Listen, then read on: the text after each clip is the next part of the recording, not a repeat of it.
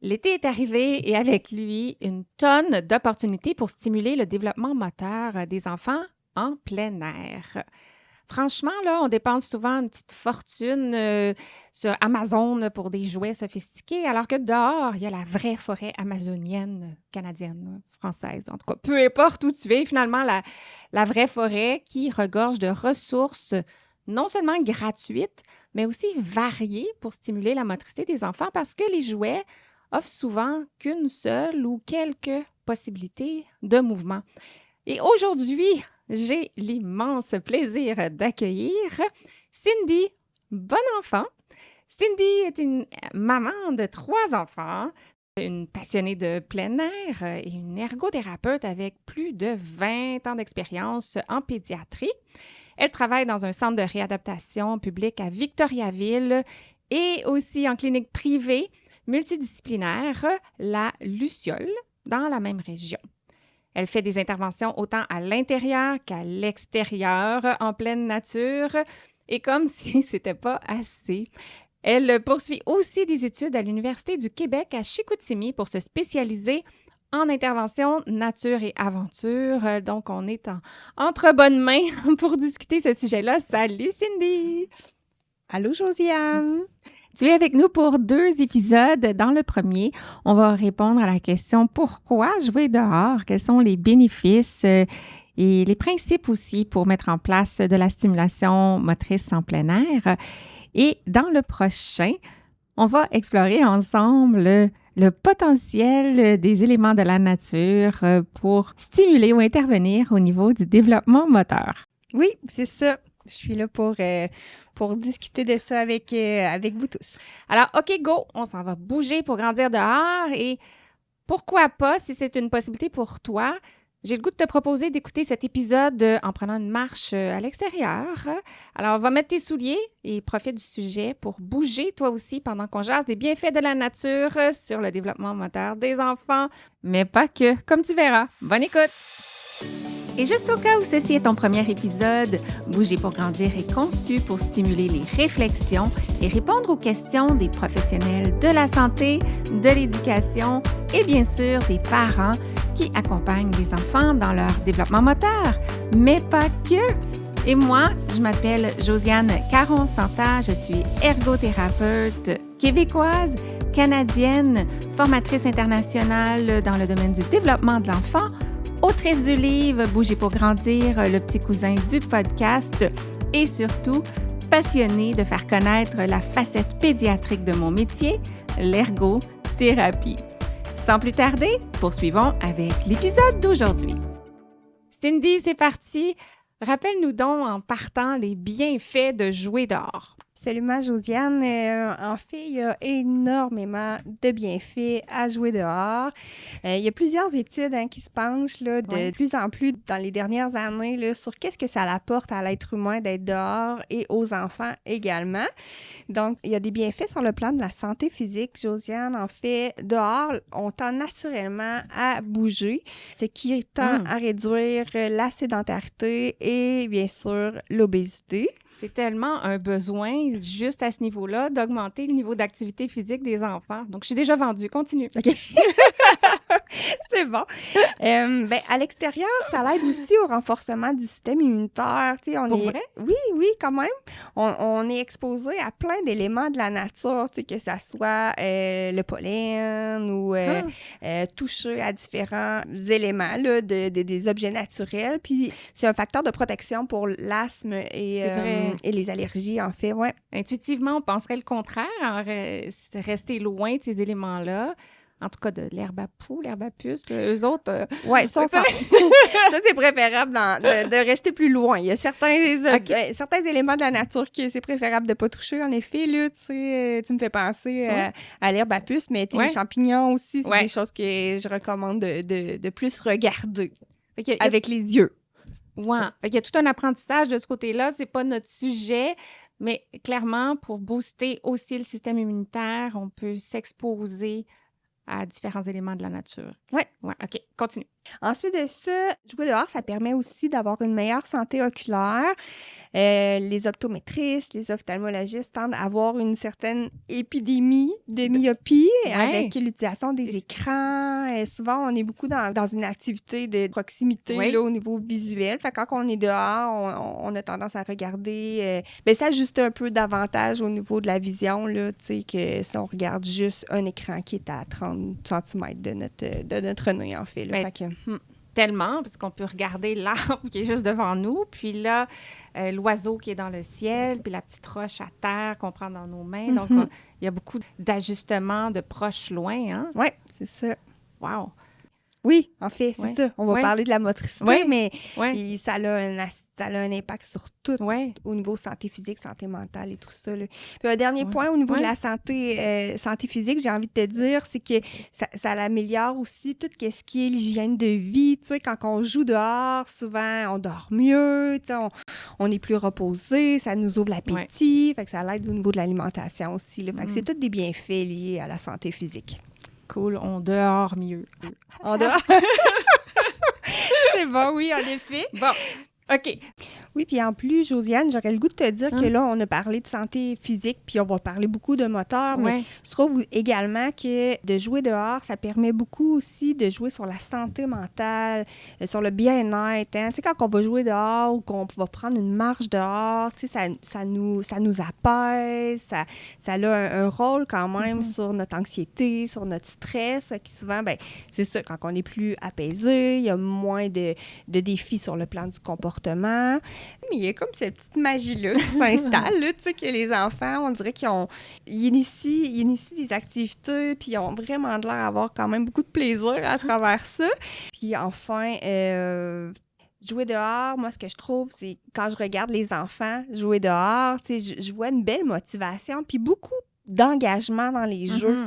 Les enfants, on dirait qu'ils finissent par trouver différents intérêts avec leur créativité, tout ça. Fait que, tu sais, ça a quand même un impact aussi sur la santé mentale des enfants, mais de tout le monde, moi, je dirais, là. Ouais. Moi, ce que ça me fait penser, c'est que l'évolution du développement moteur, c'est en fait le cerveau qui se structure, qui développe des petites connexions. Et pour que le cerveau ait envie de faire des apprentissages, de grandir, il y a besoin d'être calme et de ne pas être stressé et d'être disponible pour faire ça. Puis juste le fait d'être dehors prédispose le cerveau à apprendre. Je suis tout à fait d'accord avec toi. Oui, absolument. Ça permet aussi l'affirmation de soi. Tu sais, les enfants, ils vont suivre leurs intérêts, ils vont faire des choix aussi. Fait que c'est vraiment intéressant pour ça. Ça augmente la confiance en soi, puis le sentiment de contrôle aussi chez les enfants, surtout lors des jeux libres qu'on va pouvoir parler plus tard, et la gestion des prises de risques qu'on va parler également tantôt. Puis enfin, en tant qu'ergo, ça favorise l'autonomie des enfants en plein air aussi. Là, ils vont prendre plus d'initiatives qu'à l'intérieur, je veux dire. Ouais.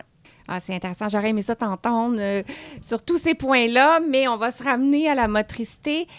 Le plein air, comment tu définis ça? Est-ce que si moi, je suis en appartement et que j'ai un balcon, c'est plein air? Ou est-ce que plein air, il faut aller dans une forêt?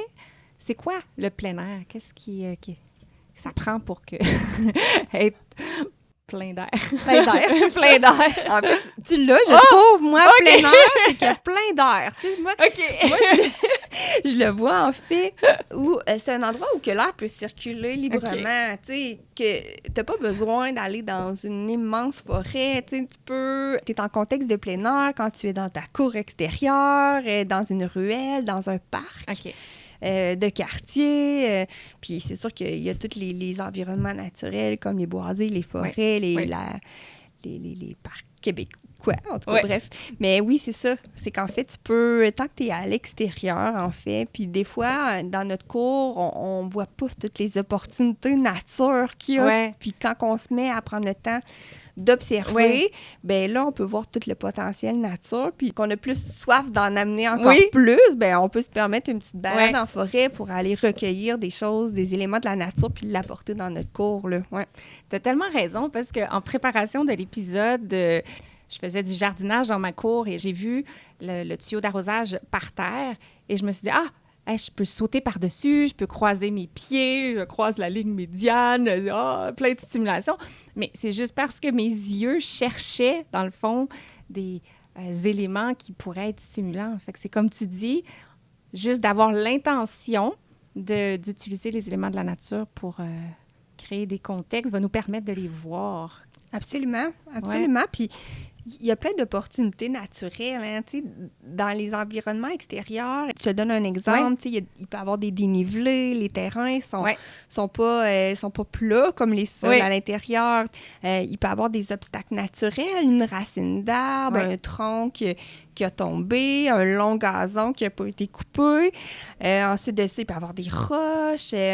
Puis il peut y avoir aussi des ajouts non naturels. Pour moi, c'est comme un module de jeu, un trampoline, une piscine. Fait que, tu sais, toutes ces activités-là, ça permet aux enfants de développer leurs habiletés sensorimotrices. Puis ça a également une grande variété de mouvements.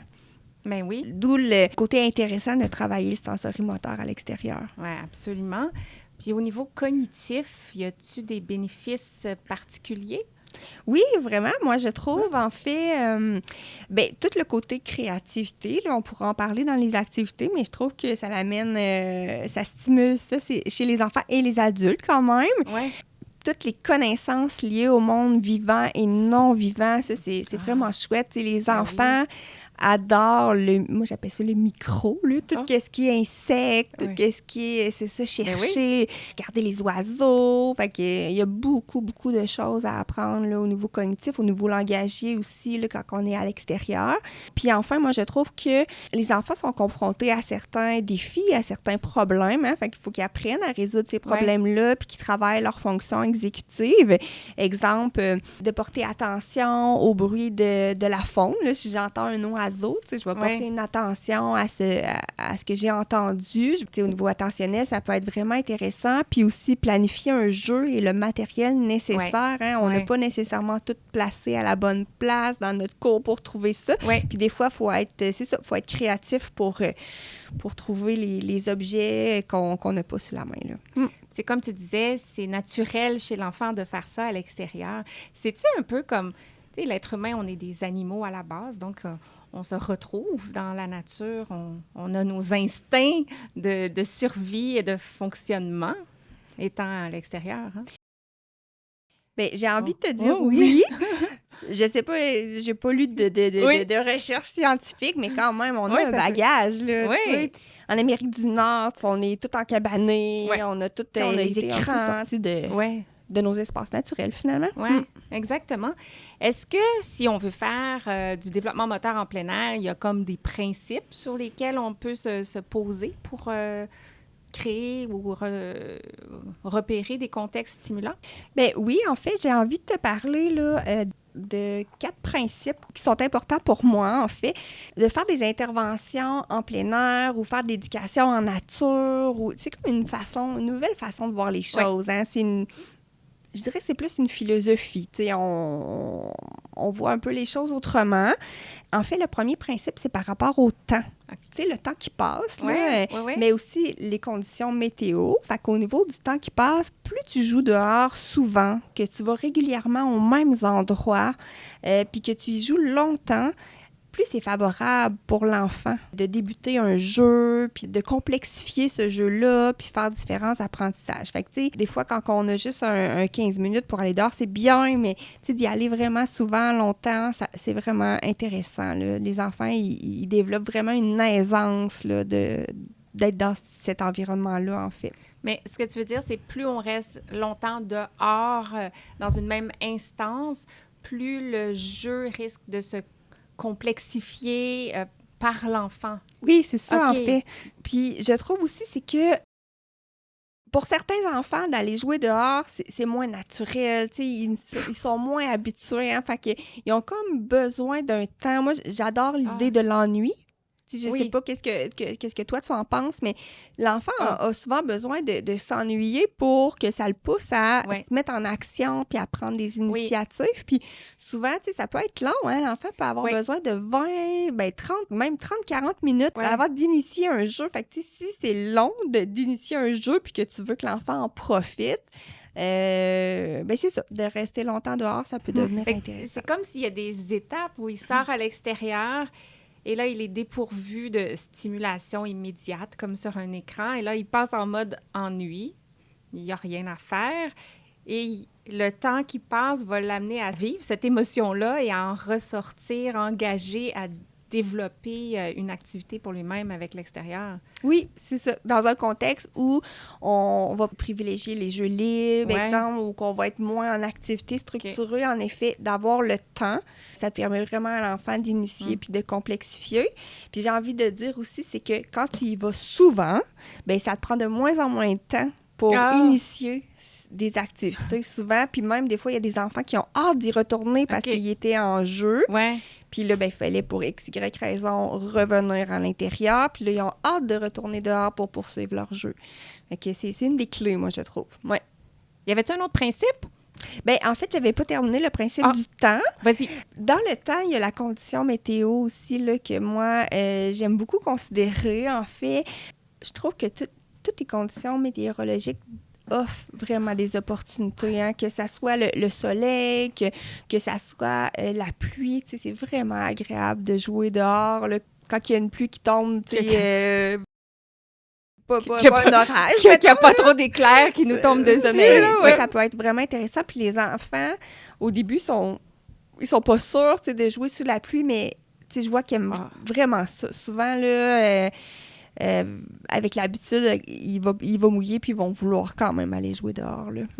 J'adore ce que tu viens de dire parce que intuitivement, il fait pas beau, on reste en dedans, il fait beau, on va dehors. C'est tellement vrai ce que tu dis. Puis, je trouve que quand l'environnement, c'est mouillé à cause de la pluie, ça change tellement au niveau sensoriel, mais ça encore, ça peut être un autre sujet. Y a-t-il un autre principe? Oui, il y avait le principe du lieu, en fait. Au niveau des lieux extérieurs, tu sais, je disais tantôt que ça offrait plein d'opportunités. Entre autres, tu sais, toute la biodiversité, tu sais, on y pense pas, hein, mais les enfants, puis même nous, les adultes, hein, on trouve ça vraiment intéressant d'observer la faune, tu sais, les animaux, les oiseaux, les traces. Moi, j'adore essayer de comprendre les traces qu'on voit là, sur le sol. Il y a toute la flore qui est intéressante aussi, tu sais, sur nos... Peu importe où on va, tu sais, il y a de l'herbe, il y a des arbres, il y a des fleurs. Fait que ça peut être vraiment des sources de stimulation intéressantes pour faire des connaissances ou pour faire des activités. Ensuite de ça, bien, comme je pense que je l'ai dit tantôt aussi, mais tout le relief varié que la nature apporte, tu sais, fait que tout lieu a un potentiel nature. Il faut vraiment être curieux puis d'essayer de voir notre environnement autrement puis voir le potentiel que ça nous offre, là. Tellement. Puis, j'aurais comme le goût possiblement de te réinviter quand ça sera l'hiver pour reparler justement des reliefs puis des possibilités qui varient beaucoup. Ah ouais, avec plaisir. Puis c'est d'autres types d'activités aussi. Ouais. OK, vendu. Donc, tu avais 4 principes. Alors, si j'ai bien calculé, il en reste 2. Oui, c'est ça, Josiane. Le troisième principe, en fait, là, c'est tout lié aux jeux libres et au matériel polyvalent. T'sais, je ne rentrerai pas tout en détail là-dedans parce qu'en soi, ça pourrait être une rencontre, un échange qu'on aurait. Mais entre autres, en utilisant les environnements extérieurs, ça devient intéressant aussi d'avoir en tête le jeu libre. Le jeu libre, en fait, ça survient quand un enfant va choisir lui-même à quoi il joue, avec qui, avec quel objet, puis comment qu'il va le faire. Fait qu'il y a certains contextes qui offrent ce genre d'opportunité-là. Tu sais, je pense, en tant que parent, on peut inviter les enfants au jeu libre, en tant qu'éducatrice, en garderie également. C'est sûr que quand on a nos objectifs d'intervention, que moi, ergothérapeute, dans mes rencontres, j'essaie d'avoir un peu de jeu libre, mais tu sais, j'ai des objectifs à atteindre. Fait qu'assurément que je tombe un peu plus souvent dans des jeux structurés, mais c'est quand même quelque chose à laquelle j'ai en tête parce que ça l'oblige les enfants vraiment à prendre des initiatives et tout ça, le jeu libre. Fait que c'est vraiment intéressant par rapport à ça. Petite parenthèse par rapport au jeu libre, ce que j'ai envie de dire, c'est que des fois, on pense à un jeu libre, puis on laisse les enfants jouer, puis nous, on en profite pour faire du ménage ou préparer notre dîner. Pour moi, c'est pas ça. Tu sais, le jeu libre, c'est vraiment que l'adulte a quand même un rôle important à jouer à travers ça, que ça soit avoir un rôle d'observatrice, tu sais, ou d'observateur. Tu sais, je regarde qu'est-ce qu'ils sont en train de faire. J'essaie de voir leur progrès. J'essaie de voir où qu'on est rendu pour stimuler d'autres choses éventuellement. Fait que ça peut être un rôle de l'adulte, mais ça peut être aussi, je peux être une co-joueuse. Moi, tu sais, je peux embarquer dans le jeu de l'enfant, me laisser guider par ses initiatives, proposer certaines choses sans dénaturer son jeu, mais j'ai juste envie de te dire que en tant qu'adulte, on a quand même un rôle dans le jeu libre. Là. C'est pas, c'est ça, c'est pas, on laisse les enfants, puis nous, on s'engage pas là-dedans. Vraiment bon point. Puis avec ça vient le matériel polyvalent. En fait, moi, j'adore le matériel polyvalent du fait que c'est du matériel qui n'a pas un usage déterminé. En fait, c'est ce qui fait que tu peux l'utiliser pour plein de types d'activités. Puis par matériel polyvalent, moi, j'entends beaucoup par éléments de la nature. Tu sais, ça peut être des branches, des roches, des coquillages, juste le sable et l'eau. C'est du matériel polyvalent, tu sais. Puis ça peut être du matériel qui est recyclé aussi, boîte de carton, ça peut être des cordes, des couvertes. Tu sais, c'est pas des choses qui sont très coûteuses. Puis en même temps, ça permet de faire différentes activités avec parce qu'on peut assembler d'une manière, on peut les déplacer, voilà. Mais c'est sûr que d'avoir des figurines ou des choses comme ça l'enrichit quand même le matériel polyvalent, mais c'est ça. Est-ce que ça pourrait être une idée de se créer comme un sac plein air avec du matériel polyvalent dedans? Donc, ça ne prend pas de préparation. Je prends le sac, on sort dehors ou on va prendre une marche en forêt. Puis, quand on est inspiré de créer quelque chose, on ouvre le sac et on peut jouer. Absolument, absolument. Moi, j'aime bien avoir une grosse boîte J'ai un gros contenant en plastique qui se referme, en fait. Fait que là-dedans, je mets beaucoup d'éléments de la nature que soit quand que je prends une marche, que je vois qu'il y aurait du potentiel, ou même des fois avec les enfants, là, quand ça baisse un peu mon contenant, je leur demande, je dis, OK, on trouve des objets, puis on remplit le bac. Ça, c'est plus pour les éléments de la nature. Fait que ça peut être un bac, un sac, peu importe. Fait que c'est vraiment intéressant.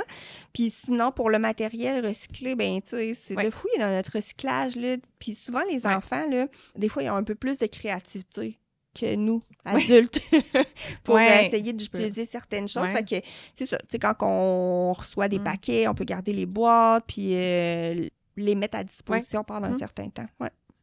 Bien, ça me fait penser que si on habite en ville et que cette année, je m'en vais faire du camping et j'ai accès à une forêt, c'est peut-être le temps de s'amener un bac puis de remplir de différentes branches et petits cailloux et différents éléments de nature que je peux ramener en ville. Et lorsque je vais jouer dehors ou même sur mon balcon, je peux sortir le bac avec des branches et des choses et l'enfant peut s'amuser avec plus de nature parce que là, je l'ai à portée de la main. Absolument. D'amener la nature dans ta cour extérieure. Puis même, il y en a qui vont apporter la nature à l'intérieur, tu sais. Fait que de la ramener dans ta cour, c'est vraiment bien.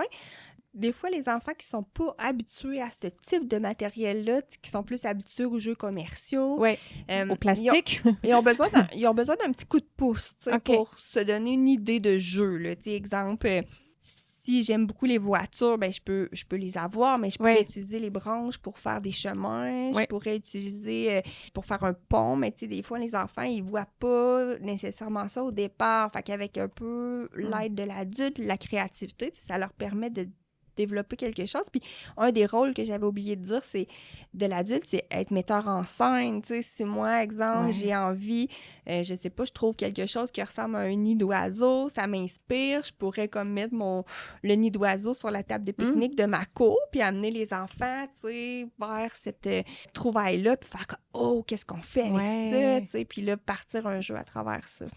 Il restait un principe, je pense. Oui! Mon préféré, en fait, je dirais que c'est même le plus important là, quand on pense utiliser les environnements plein air pour faire de la stimulation. Chez les enfants, en fait, c'est la fameuse prise de risque. Je sais pas si ça te parle un peu. Oh oui. Oui? En fait, pour être certaine d'être bien comprise par rapport aux prises de risque, je vais expliquer un peu c'est quoi un risque. Un risque, c'est une probabilité qu'il y ait une conséquence qui survienne. Fait que ça peut être de nature physique, exemple, ben là, j'ai tombé, je me suis écorché un genou, je me suis coupé un doigt. Mais ça peut être aussi une blessure psychologique, en fait. Hein, tu sais. J'ai essayé, puis j'ai pas réussi. Tu sais, la grosse déception. Fait que, tu sais, un risque, c'est vraiment la probabilité qu'une conséquence survienne. Maintenant, la prise de risque, c'est quoi? C'est que là, j'aimerais que tu t'imagines une balance, là. Puis dans un côté de la balance, tu as la conséquence. Exemple, bon, ça se peut que l'enfant s'écorche les genoux. Bon, ça se peut qu'il réussisse pas du premier coup. Puis l'autre côté, tu as les bénéfices. Donc, cette activité-là, là, ça va lui permettre de développer son équilibre, sa force musculaire, sa coordination motrice, sa résolution de problèmes, sa persévérance. Fait que, tu sais, là, tu peux... Sa confiance. En lui. Fait que là, on voit que les bénéfices sont plus grands que les conséquences. C'est ça qui nous amène à prendre ce risque-là. Parce que là, oui, on peut avoir des conséquences, mais les bénéfices sont donc bien plus nombreux et importants. Fait que c'est ça une prise de risque, en fait. C'est le risque, finalement, en vaut la peine d'être pris. En fait, c'est de prendre des risques aussi sécuritaires que possible. On a un rôle en tant qu'adulte, en fait, dans la prise de risque. Là. Comme par exemple, si je m'en vais dans un environnement un peu moins connu, assurément que là, moi, je vais jouer au détective visuellement pour voir est-ce qu'il y a des éléments qui pourraient être dangereux, un arbre qui est sur le bord de tomber, un arbre qui est pourri puis que l'enfant voudrait grimper dedans, une rivière qui a un bon débit. Fait que moi, je vais vraiment essayer de trouver ces risques-là pour soit les éliminer si je suis capable ou soit changer de zone de jeu. Fait que, ça, c'est un rôle important. Ensuite de ça, il faut être observateur et accompagnateur. Souvent, les enfants, ils réussissent pas du premier coup. Ils vont s'essayer. Fait que, nous, il faut les observer. Il faut être proche aussi pour les rassurer, pour les guider au besoin.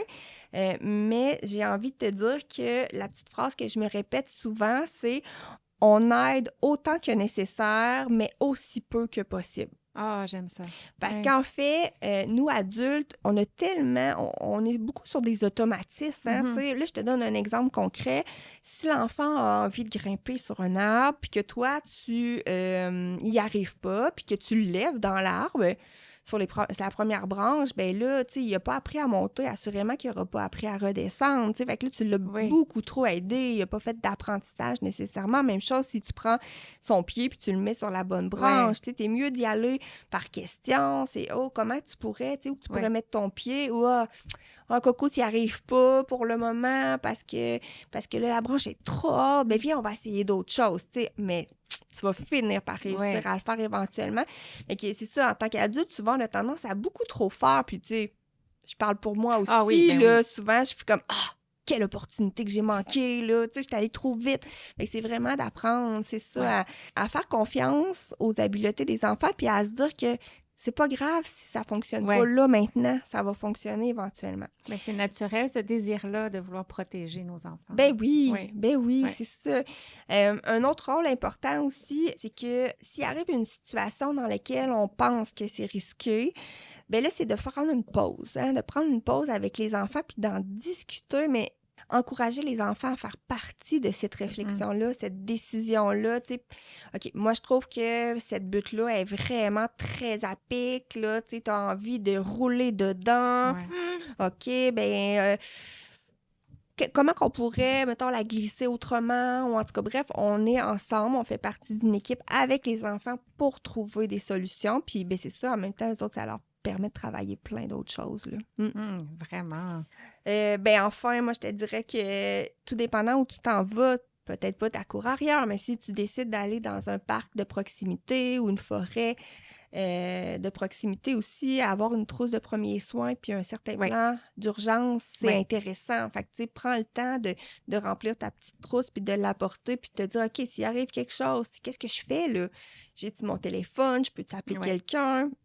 Fait que ça, c'est des choses à penser aussi, là. Quand tu réfères à parc ou forêt de proximité, ça veut dire quoi exactement? Ce qui est proche de chez nous? Oui, Non. parc. Pour moi, parc de proximité, Ouais. c'est souvent, je vois comme les parcs du quartier, OK, les OK. modules de jeu ou c'est un espace comme OK. vert. Mais pour moi, une forêt, c'est vraiment plus, c'est là, t'as des sentiers, fait que, de proximité, c'est c'est dans la ville, là, c'est proche de, OK. c'est dans ton quartier, là. OK, OK, OK. Ensuite de ça, ah oui, la prise de risque, en fait, les enfants hein, sont nés, sont faits pour prendre des risques parce que ils ont vraiment un goût d'aventure puis un goût de découverte que nous, adultes, on a encore, mais moins, j'ai envie de dire ça. Puis la prise de risque, c'est super important pour les enfants, en fait, là, pour leur développement. Tu sais, on parle de développer leur autonomie. Tu sais, quand tu décides de prendre un risque ou non, ben, tu as quand même pris la décision par toi-même de le faire. La gestion des émotions, la connaissance de soi, la motricité, là, on va en parler, Ouais. hein, mais tu sais, toutes les opportunités que ça permet Ouais. à l'enfant, tu sais, de prendre différents risques pour développer leurs habiletés motrices, c'est vraiment intéressant aussi, là. Fait que bref, l'important, c'est de trouver aussi des défis à la juste hauteur Oui. de chaque enfant, là. Ouais. Oui, ça, c'est le grand principe du développement de l'enfant et de ce qu'on propose en ergothérapie. Mhm. OK. Alors là, tu nous as super bien expliqué pourquoi jouer à l'extérieur, où, combien de temps, et des principes pour le comment, mais on a le goût d'avoir des idées concrètes parce que je suis certaine que tu en as, mais il va falloir patienter jusqu'au prochain épisode. Cindy va être de retour pour nous partager ses idées pour bouger et grandir dehors cet été. Bye! Bye! Merci d'avoir écouté et à bientôt pour notre prochain épisode. Et d'ici là, vous pouvez me retrouver quotidiennement sur les réseaux sociaux, consulter mon blog et profiter de mes ressources gratuites en joignant ma communauté au josiannecaronsanta.com/guide. Le podcast Bouger pour grandir est une production de l'Académie de formation JCSI, des formations en ligne sur le développement et fonctionnement de l'enfant de la perspective de l'ergothérapie. C'est tout pour cet épisode et sur ce, je vous dis à très très bientôt pour continuer à parler d'ergo. Bye!